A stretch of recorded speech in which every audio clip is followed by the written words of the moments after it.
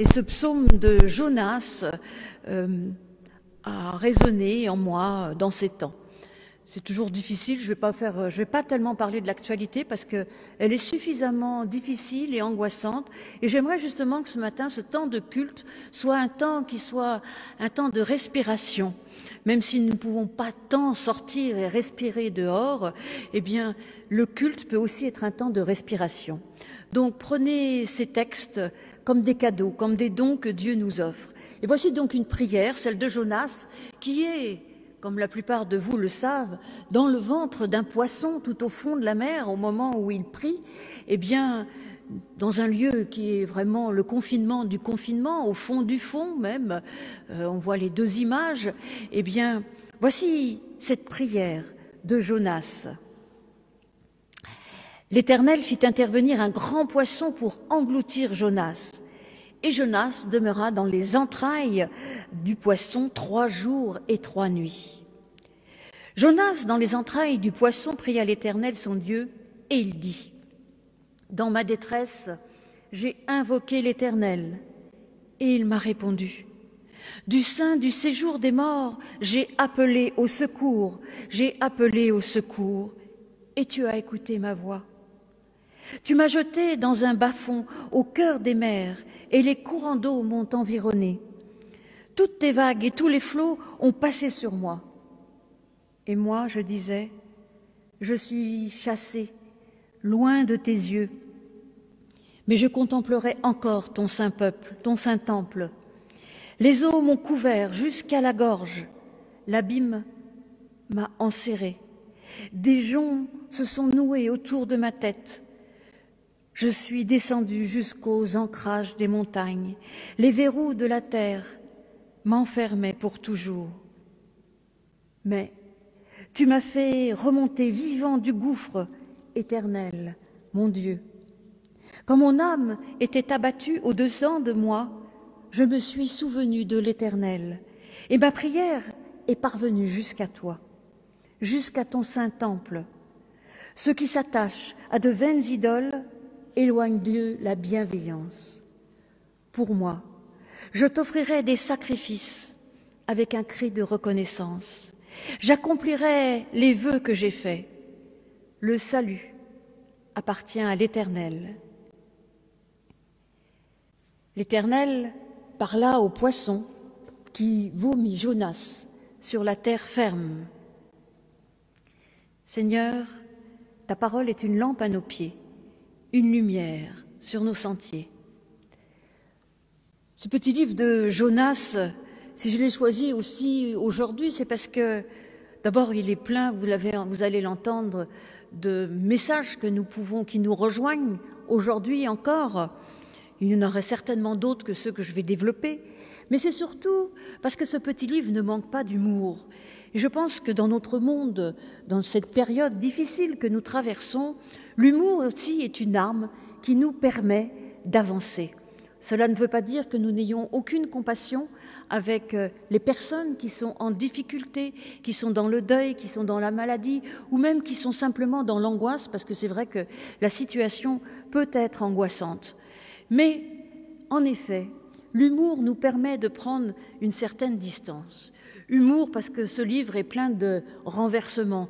Humour parce que ce petit bonhomme, ce petit Jonas ne comprend pas grand-chose. Il fait tout le contraire de ce qu'on attend de lui.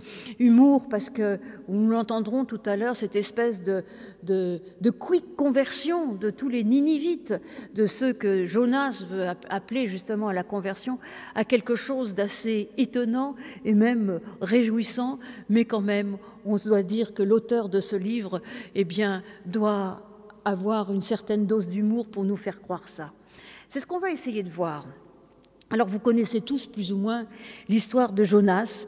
Jonas, ce prophète dont on nous dit qu'il est fils d'Amittai. Alors, Amittai, ça veut dire Dieu de vérité ou Dieu de... En tout cas, ça nous permet d'essayer de comprendre ce qui va arriver à Jonas. Jonas, en hébreu, ça veut dire colombe. Alors on pense tous que ce mot de colombe est quelque chose de très positif dans la Bible. C'est vrai, c'est la colombe de Noé qui lâche et qui présage de la fin du déluge et de la vie à nouveau possible sur terre. Eh bien, aujourd'hui, nous pouvons espérer qu'il y aura de nombreuses colombes qui vont nous permettre de revivre normalement et non pas confinés, non pas dans une arche, mais dans nos appartements ou dans nos maisons. Jonas, c'est aussi la colombe de l'Esprit Saint qui descend sur le Christ au moment du baptême dans le Nouveau Testament. Mais dans le livre d'Osée, la colombe nous est présentée comme un animal assez stupide. Alors finalement, et d'ailleurs Jonas là-dedans, il est un peu stupide. Et j'aime cette ambivalence que l'on retrouve tout au long de la Bible à travers de nombreux symboles. Donc Jonas, eh bien, il est capable du meilleur comme du pire. Eh bien finalement, Jonas, il est très humain. Donc voilà.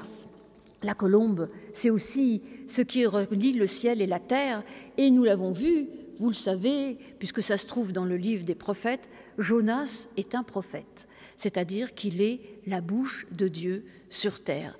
Bon, il n'a pas très envie. Il n'a pas très envie, c'est ce qui se passe au chapitre 1. Nombre d'entre vous connaissent cette histoire, c'est pour ça que je n'ai pas relu, mais en réalité, relisez-la, parce qu'il y a toujours des détails dans le texte qu'il n'y a pas quand on raconte l'histoire. Jonas, donc, Dieu l'appelle, lui demande d'aller à Ninive. Alors Ninive, c'est une ville, c'est le symbole de la ville de débauche, de dépravation, aussi bien sur le plan de la justice sociale, sur le plan des mœurs, sur le plan du culte. Voilà, elle cumule tout, la ville de Ninive. Il envoie donc, et puis Ninive, c'est aussi une ville assyrienne, donc les ennemis d'Israël à une certaine époque. Donc c'est vraiment la ville de l'horreur. Donc Dieu envoie Jonas prêcher à Ninive pratiquement la fin du monde. Pensez bien que Jonas, il a la trouille et il va de l'autre côté. Et finalement, on lui demande d'aller à l'est, il va à l'ouest, il descend une première fois vers Jaffa, il descend encore une fois sur le bateau, et dans le bateau, il descend à fond de cale, et on va voir qu'il descend ensuite au fond du ventre de la baleine, et ensuite au fond de la mer. Donc c'est une descente pratiquement aux enfers, puisque c'est ce qu'on retrouve d'ailleurs dans le psaume que je vous ai lu, lorsqu'il dit du séjour des morts, le Sheol en hébreu, ce qui signifie un peu l'enfer. Donc on voit la descente de Jonas. Oh, c'est pas Dieu qui le fait descendre. Il prend ses responsabilités tout seul, il descend. Donc Jonas refuse d'aller où Dieu l'envoie. Il essaye de se cacher, mais difficile de se cacher de Dieu en réalité. On aimerait bien des fois, mais il nous rattrape. Ça nous dit aussi que sa présence à nos côtés est toujours réelle. Et ça, c'est une bonne nouvelle. Donc Jonas refuse, il monte sur un bateau, et évidemment, ça se passe mal sur le bateau. Il y a une grande tempête, et les marins se demandent ce qu'ils font. Ces marins qui n'ont rien d'hébreu, et qui pourtant vont comprendre. Oh, Jonas, c'est bien.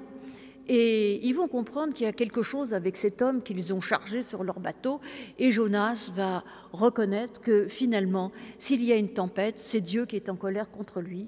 Et là, ce petit homme qui était peureux, qui n'avait rien assumé jusque-là, va assumer quelque chose et dit écoutez, jetez-moi par-dessus bord et tout ira bien pour vous. Ah, finalement, au bout du bout, le voilà courageux, donc il ne faut pas trop lui taper dessus, Jonas. Et donc les marins, non seulement le jettent par-dessus bord, mais comprennent que le Dieu de Jonas est le vrai Dieu. Et là, ils se mettent à faire un sacrifice pour Dieu, à la fois pour se faire pardonner, parce qu'ils comprennent que quand même avoir jeté un gars comme ça à la mer, c'était pas bien, et en même temps pour reconnaître la grandeur de Dieu. Ça manque pas d'humour, parce que normalement, ils devraient rien comprendre, ces étrangers. Mais voilà, surtout dans ces livres des prophètes qui s'adressent avant tout aux Hébreux, voilà une dimension d'universalité qui nous rejoint. Finalement, le Dieu d'Israël, ce Dieu que nous nommons aujourd'hui éternel ou Seigneur, eh bien ce Dieu est le Dieu de tous. Donc, voilà Jonas dans le ventre de la baleine. En réalité, cette descente inexorable, eh bien, aurait pu se terminer là. D'ailleurs, ce livre-là aurait pu se terminer à de nombreux endroits. Ça aurait déjà été une belle morale, finalement. Eh bien, regardez ce qu'a fait Jonas. Il n'a pas écouté Dieu, il est puni. Ça, c'est peut-être comme Jonas entend le message de Dieu. Mais ce qui nous est dit dans le livre de Jonas, c'est tout à fait autre chose. Et voilà que Jonas, dans le ventre de la baleine, prend conscience, enfin du poisson d'ailleurs, puisqu'il s'agit d'un poisson, et non pas d'une baleine, mais bon, comme c'est quelque chose de très gros, on a dit que souvent que c'était la baleine. Et voici que Jonas, dans le ventre de ce poisson, va comprendre la présence de Dieu. Et là, au fond du fond, alors qu'il aurait pu craquer complètement, il va continuer à dialoguer avec Dieu. Lui qui avait essayé de partir à l'autre bout du monde et de lui échapper, eh bien voilà qu'il comprend qu'il doit rester en lien avec Dieu. Et ce cri à la fois, ce psaume à la fois où il reconnaît tous ses torts et où il demande pardon à Dieu, cette attitude qu'il a eue d'abord de responsabilité en reconnaissant que c'était de sa faute s'il y avait la tempête dans un premier temps, puis cette attitude qu'il a au fond du ventre, des entrailles, on nous dit. D'ailleurs, c'est intéressant, tout à l'heure je disais baleine, poisson. En réalité, quand on parle des entrailles, le texte hébreu change et ne nous dit plus les entrailles du poisson, mais les entrailles de la poissonne. Comme s'il était dans ce lieu de confinement, mais un confinement qui en même temps est comme une matrice qui le protège. Donc, il y a de cela. Et j'aime justement aussi l'ambivalence à la fois entre un confinement qui pourrait être mortifère et un confinement protecteur. Un confinement qui fait que Jonas peut faire ce travail d'introspection et se présenter devant Dieu tel qu'il est. En réalité, il est peu de choses comme nous, mais il avoue son insécurité totale, mais il dit même avant qu'il soit rejeté sur la terre que Dieu peut le sauver. Il a cette foi profonde en Dieu et il sait que en priant, il peut continuer à être en lien avec lui. Ainsi, même si Dieu parfois nous semble lointain, même si nous pensons être au fond du fond, comme Jonas, parce qu'on ne peut pas dire que cela ne soit pas symboliquement fort, cette descente encore au fond et encore au fond, il est en pleine dépression, Jonas. Et bien même en pleine dépression, il arrive avec quelques phrases, un filet, eh bien, il arrive à reprendre contact avec Dieu. Il est simple, il est dans la reconnaissance, il reconnaît les limites de ses failles.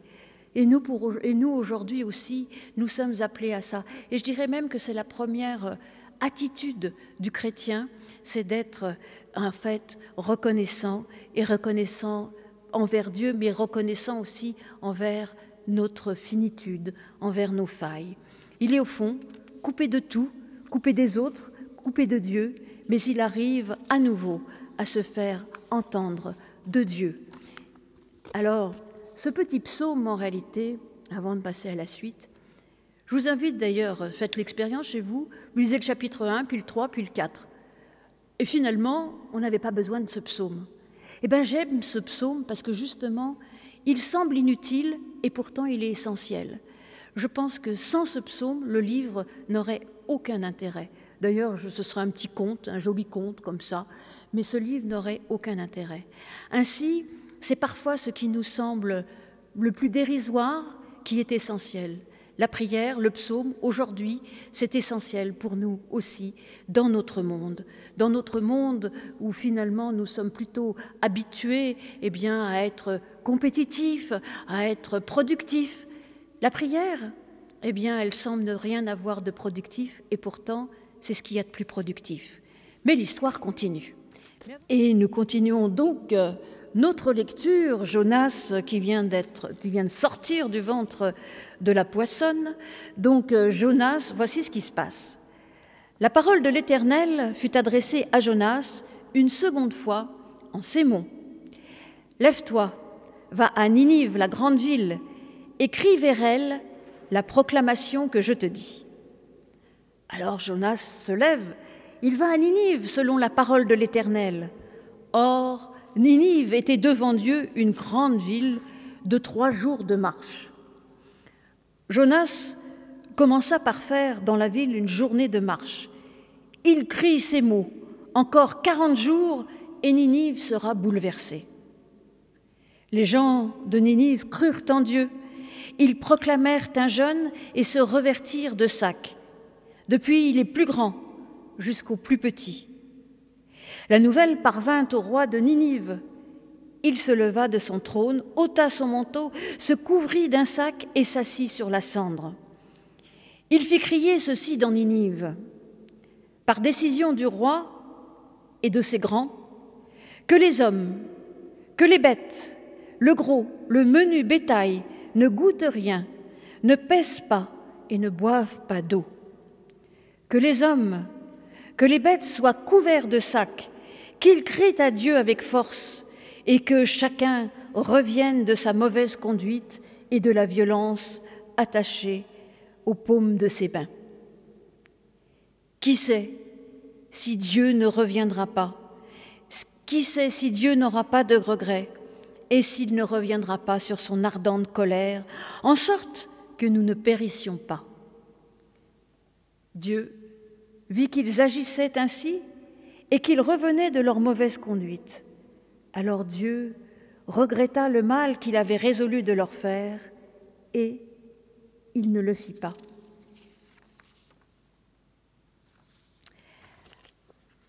C'est vrai que tout semble recommencer,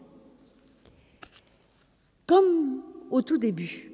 Mais on dit que le diable souvent se trouve dans les détails, mais peut-être que Dieu aussi de temps en temps se trouve dans les détails.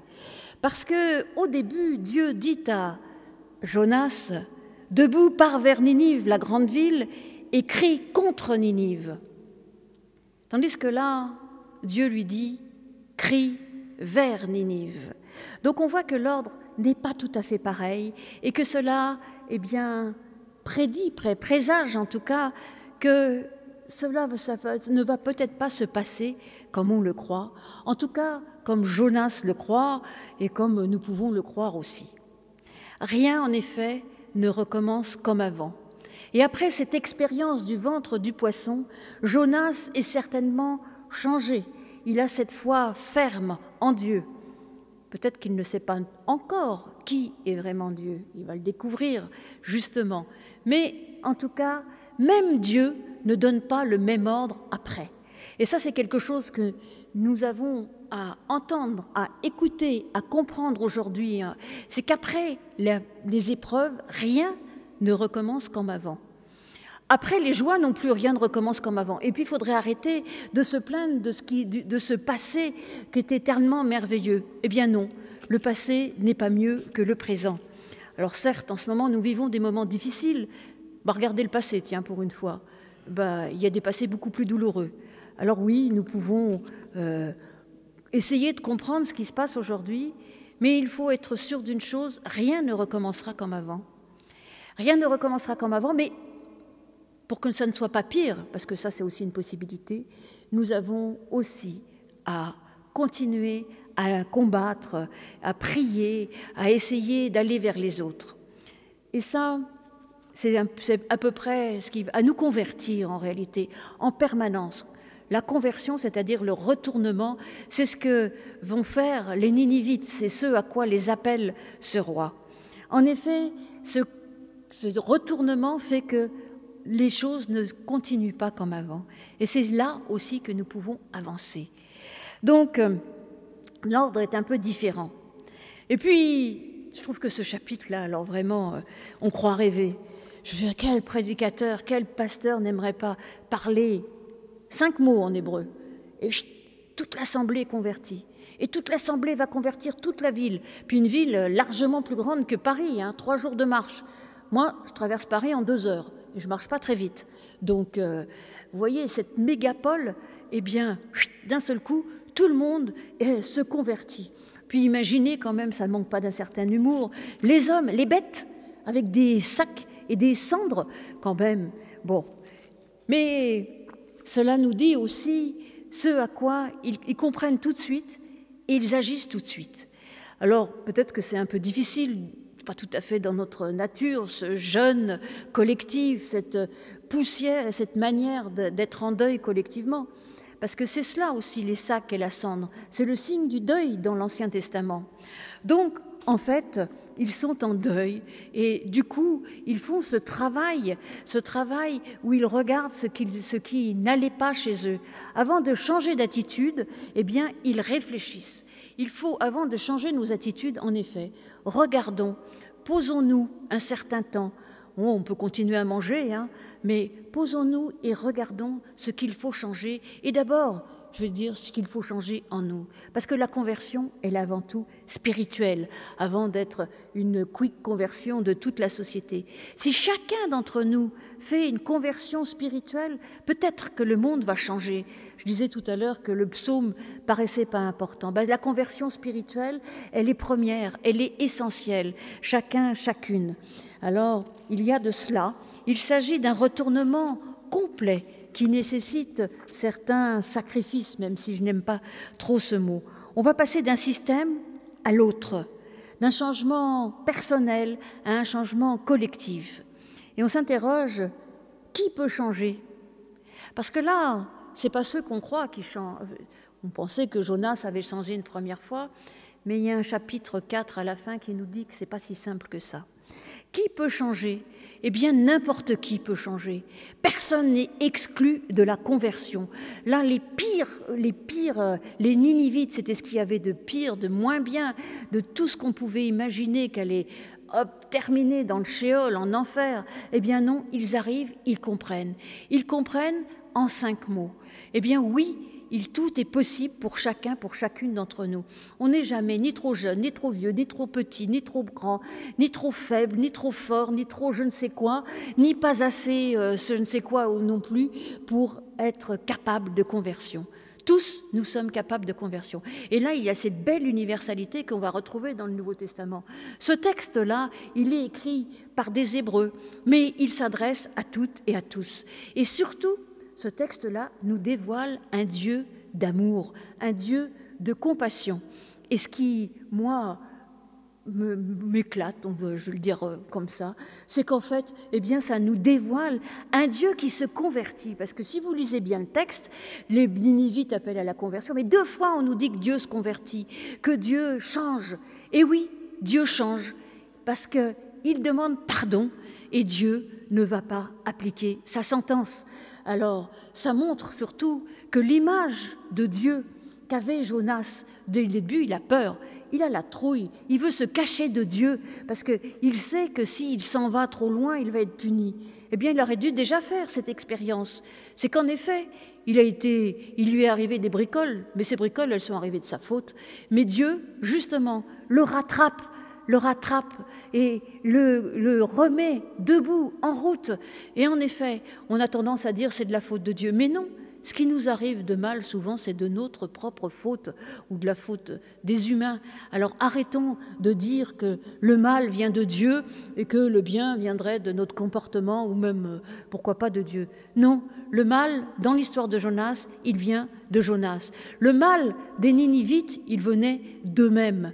Mais lorsqu'ils sont capables, eh bien, soit Jonas dans la prière et eux dans leur comportement, parce qu'on ne nous dit pas d'ailleurs ce qu'ils font. Est-ce qu'ils se mettent d'un seul coup à prier Dieu, à rendre culte à ce nouveau Dieu, à brûler leurs idoles? On n'en sait rien. Tout ce qu'on sait, c'est qu'ils changent et que ce comportement, eh bien, va émouvoir Dieu, le fait qu'ils se reconnaissent pécheurs.